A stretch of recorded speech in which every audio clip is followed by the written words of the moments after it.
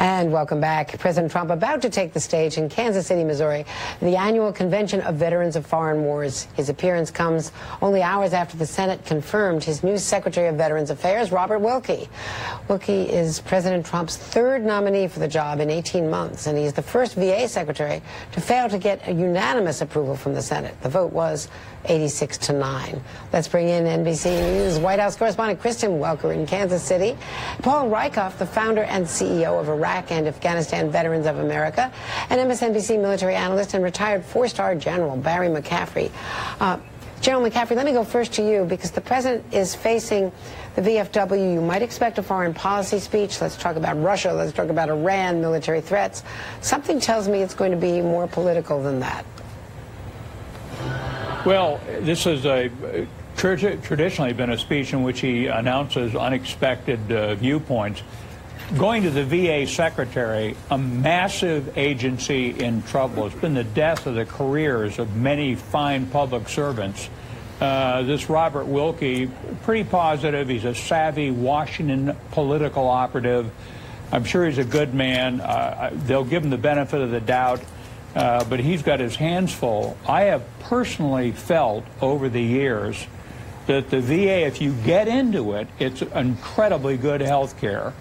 But there's National Guard and reserve troops all over the country that aren't near VA facilities. So I've always wanted an option for our veterans to either go to the VA or to civilian medicine like I do as a military retiree. So I hope that's on the table and not discounted unilaterally by the political debate.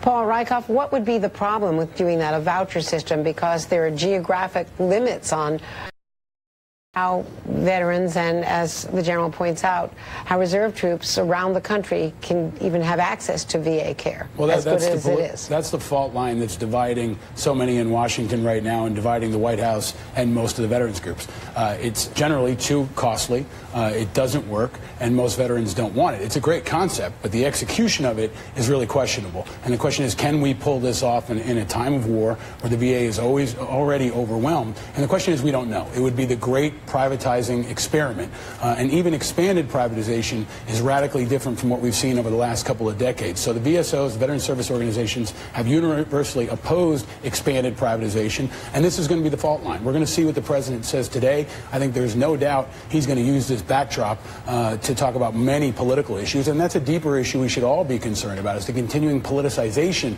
of veterans issues, of our military. Every president talks to the VFW. They never miss a chance to have that backdrop. The question is, what is he going to say today? Is he going to talk about veterans, or is he going to talk about a whole lot of other stuff? And Kristen Welker, you're the Trump watcher there. You know him so well. You cover him every day. This is a set speech, and I know he's got a political rally later today in that hot Senate race out there. So might this be more of a policy speech than what we have often seen at his rallies, which can be stream of consciousness, it can be, you know, build the wall, it can be no collusion. I mean, there are a lot of memes that you can hear. Andrea, I wouldn't be surprised if it's a little bit of both. This is a chance for the president to speak to one of his core constituencies, Sarah Sanders. I asked her repeatedly, what is he going to talk about? What is this speech going to look like? She said it's going to be pro-American, pro-veteran, and it's going to be very heavily focused on just paying tribute to veterans. No surprise there, of course. That's what you would expect her to say. But when I spoke to the folks they want to hear him talk policy. They want to hear him talk about, in their words, how they're going to take the fight to the enemy. So they're hoping that he delves into all of those issues you just talked about, Andrea. It does come, of course, as you're saying, as this new VA secretary was just confirmed.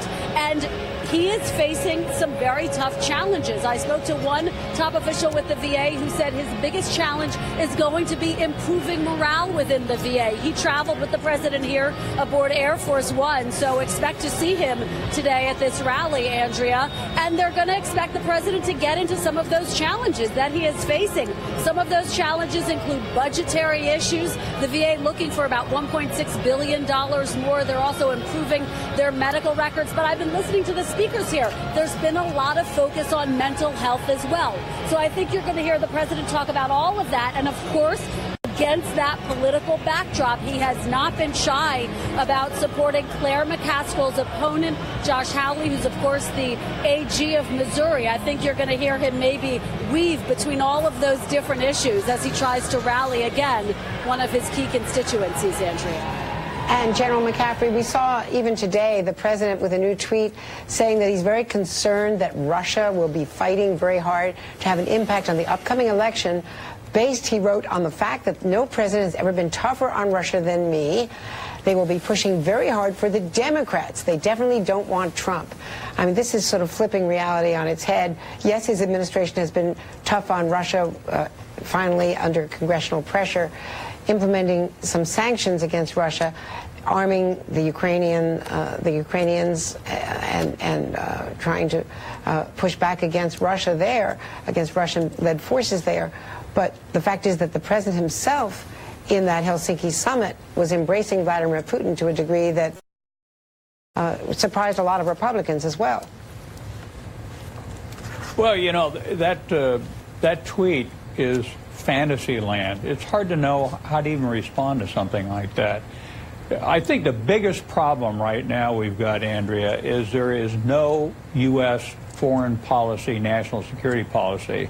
We've got Secretary Pompeo, a very astute fellow, generally speaking, to include with Iran, a tough public rhetoric, but pretty sensible. Secretary Jim Mattis, dead on target, pragmatic. The CIA is doing a great job staying out of the public controversy, giving the intel needed. But this is bizarre. You know, what is the president up to? The fact is we are in a confrontation with the Russians, not just in cyber warfare, but on the ground in Eastern Europe and on the ground in Syria. And they're creating mischief in Afghanistan. So it's just hard to know where this is all going to play out. But there is no longer a National Security Council with rational policy options that are debated, one selected, and then rolled out. This is impulsive behavior by the commander-in-chief. And Paul Rieckhoff, all the veterans there, they've all served and probably have relatives and you know, siblings and kids who are in the service. I mean, it's a military community.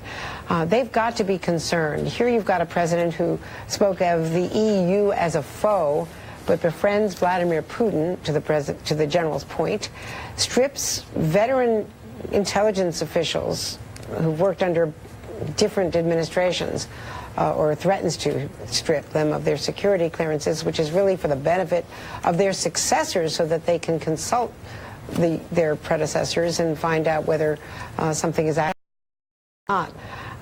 It's got to be confusing to them as well. They may not be focused on it perhaps the way some of us in Washington are.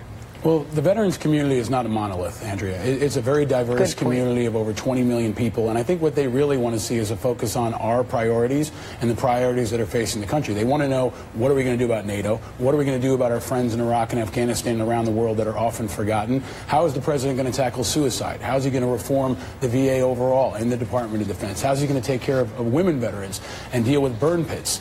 Right now, the DOD has implemented a policy change that will restrict and attack our GI Bill transferability benefits. That's happening right now. DOD waved a pen and chipped away at our GI Bill. Is he going to stand with veterans and oppose that or not? Or are we going to talk about parades and national anthems and things that divide America? This is an opportunity to unite veterans on the issues and to unite Americans behind our veterans on those most important issues. And that's really what we want to see above all. Paul Rieckhoff, General Barry McCaffrey, thank you. Hear, hear, indeed.